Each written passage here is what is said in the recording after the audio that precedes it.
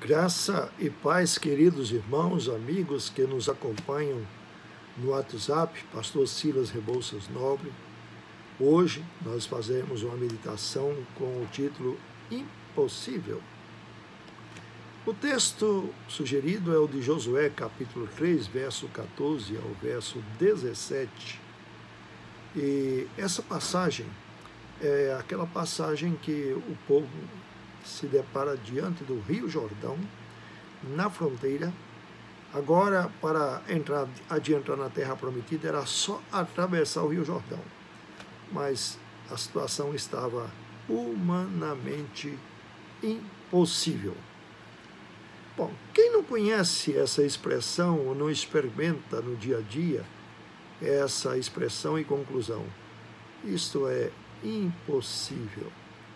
Bem, o que faz um malabarista fazer prodígios, um ilusionista fazer também coisas que a gente olhando, vendo, diz, eu só estou acreditando o que estou vendo, mas eu não estou entendendo como isso foi possível ou como está sendo impossível, porque isso é impossível. Realmente, tem muitas situações.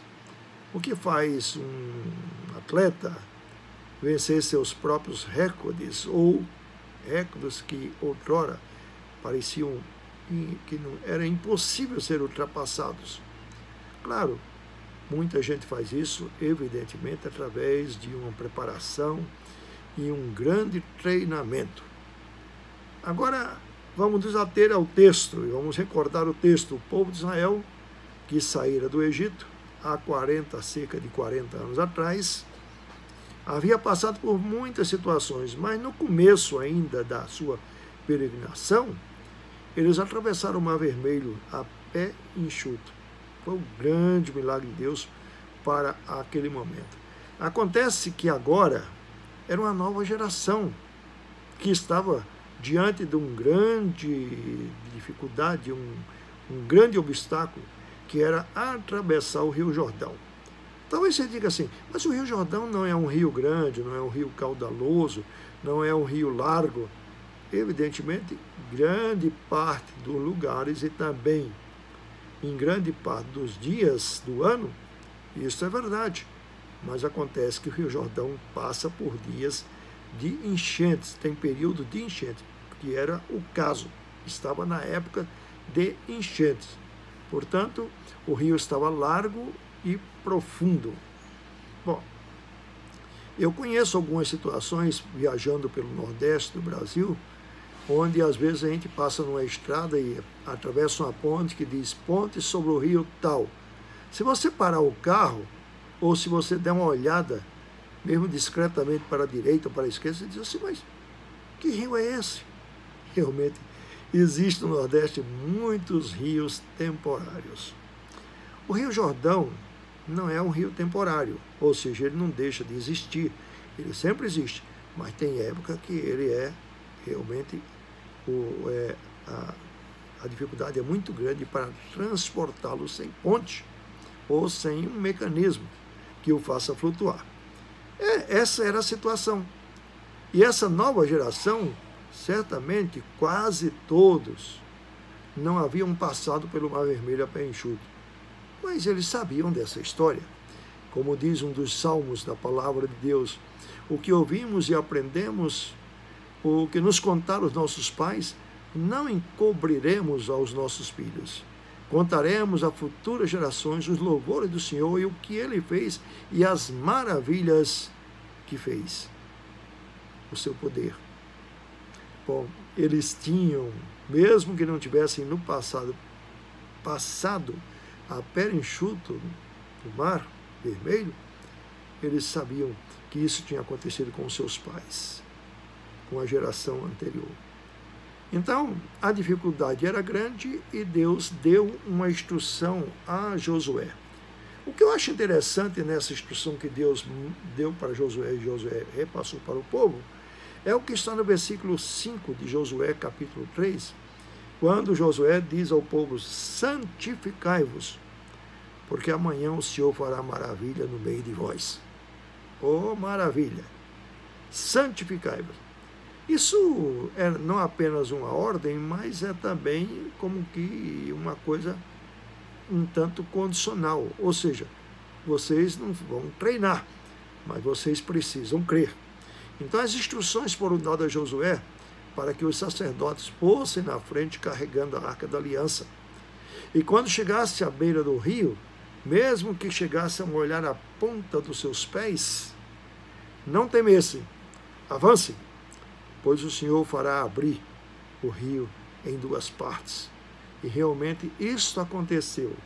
Como diz o versículo 17, esse povo passou seguindo os sacerdotes que levavam a Arca da Aliança, todos passaram a pé enxuto.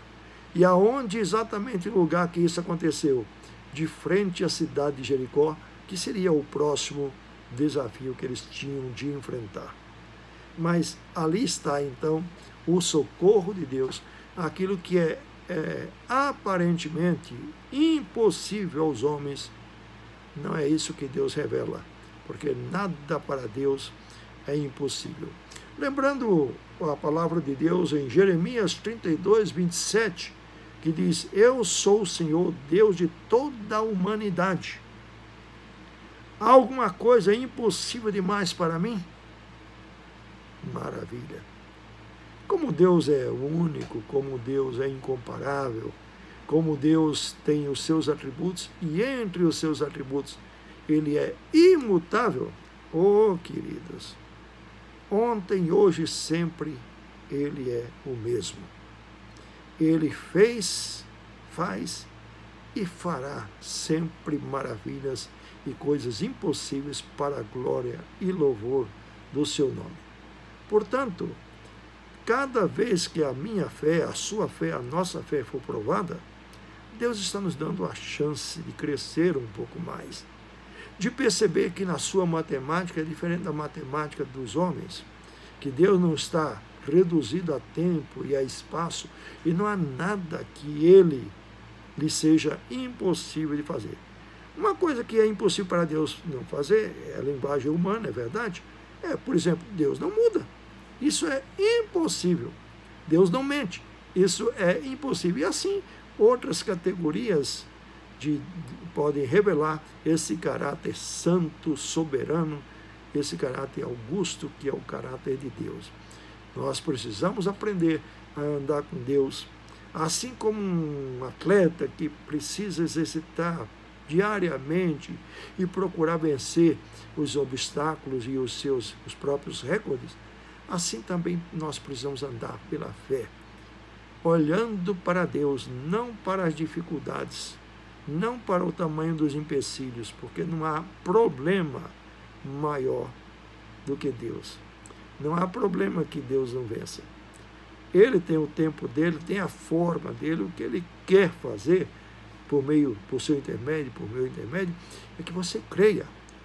Às vezes você está enfrentando exatamente um problema agora, e você está dizendo para você mesmo: não, eu não dou conta, é impossível. Sim, mas socorra a Deus, que pode retirar da sua mente, do seu coração, essa impossibilidade, fazendo da forma como Ele quer. Olha, para isso existe a oração.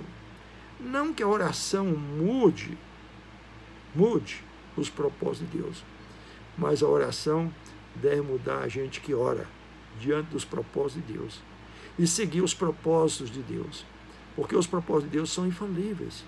Os propósitos de Deus para mim, para você, é o melhor que pode existir, não tem nada a Ele incomparável. Você precisa ter uma vida de andar com Deus e experimentar que quem anda com Deus realmente anda no caminho certo e não há dificuldades que Deus não possa vencer. Bom, tendo o propósito dele. É por isso que a gente tem de andar sempre, a palavra de Deus foi escrita, para que conheçamos a sua vontade, conheçamos o seu propósito, conheçamos o seu plano e a ele nos submetamos. Submeter à vontade de Deus e glorificar a Deus em todas as coisas, porque quando Deus realmente quer fazer, a palavra de Deus está permeada de centenas de exemplos, mostrando que para Deus realmente não há impossíveis. Quando Deus tem o propósito de fazer, portanto, reanime-se. Portanto, faça como o povo de Deus esteve ali à beira do Jordão. Poxa, é impossível. Mas Josué disse, andem. Eles andaram. Molharam o sacerdote a ponta dos pés nas águas do rio. Avancem. Eles avançaram, carregando 12 homens a arca da aliança. E assim o Jordão foi sendo aberto para eles passarem, todos eles passarem a pé enxutos.